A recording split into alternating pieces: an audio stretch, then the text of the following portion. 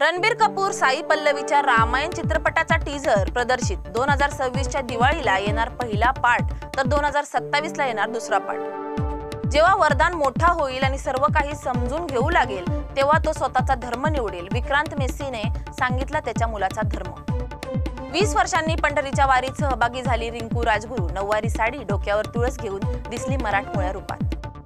विजय देवरकोंडाचा kingdom चित्रपट release पुन्हा टळला। निर्मात्यांनी दिली विलंबाची प्रतिक्रिया, लवकरच होईल रिलीज।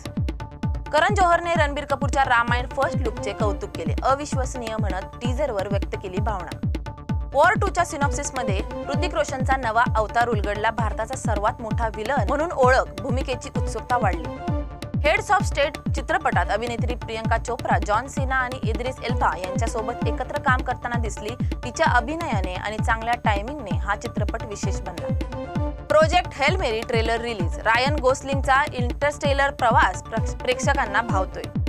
दीपिका पदुकोणला 2026 मध्ये Hollywood walk of the fame star मिळणार। हा सन्मान तिच्या जागतिक योगदानाचे आणि सिनेमातील यशाचे प्रतीक ठरेल। ऑलवेज काटा लगा गर्ल या भावनिक कॅप्शनने खचलेल्या शेफाली जरीवाला यांचे पती पराग त्यागी यांची भावनिक पोस्ट।